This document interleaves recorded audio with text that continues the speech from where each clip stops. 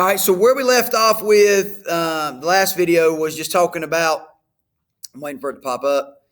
There we go. Talking about infrastructure. This is not. So to supply European allies, it was necessary to get across the Atlantic Ocean. That was an issue. German submarines, issue. As they moved further, it took more time. So that was all those were geographic issues, which does not describe Operation Overlord. This does not describe it. C does not describe it. That actually describes something else. But A, B, and C all describe Operation Overlord. So how do I study these two questions? So you take the not out and you say which one, like these three things do describe it. So make sure you understand that Allied forces maintain permanent beachhead was a result of Operation Overlord. Now, again, we're fighting in Germany. Now we move over to Japan. The bloodiest battle in history before it ended with Adolf Hitler and many of his followers committed suicide.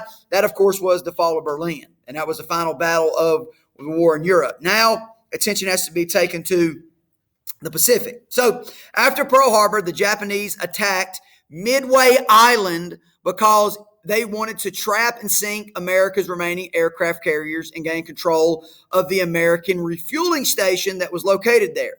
However, the American victory brought an end to Japanese expansion in the Pacific. So the Battle of Midway was a turning point in World War II in the Pacific theater. The Normandy invasion, Operation Overlord, D-Day, was a turning point in the European theater. The Japanese never recovered from this defeat, enabling the United States to gain control of other strategic Pacific islands. The geographic conditions of the regions proved very difficult for the Allied powers to fight in this area.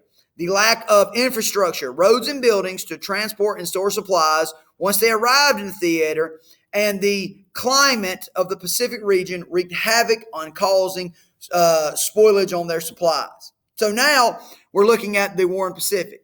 These conditions led to the World War II strategy of conquering only certain islands that were important to Allied advancement towards Japan, or island hopping. So there was tons of little islands. So they said, we're only going to hop and go to specific. And then once we take this island and this island, we can cut off supplies to any of the little islands in between.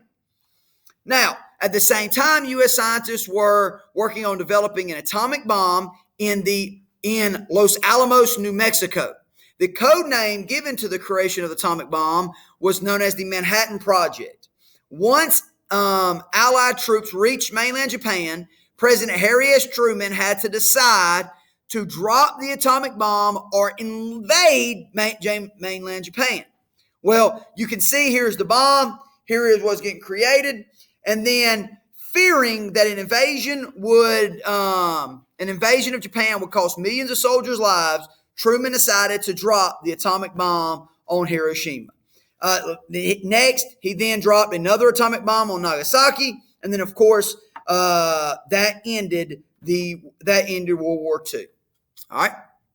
As always, remember, guys, to smile because it is contagious. We are done here. Thank you for my lesson, sir.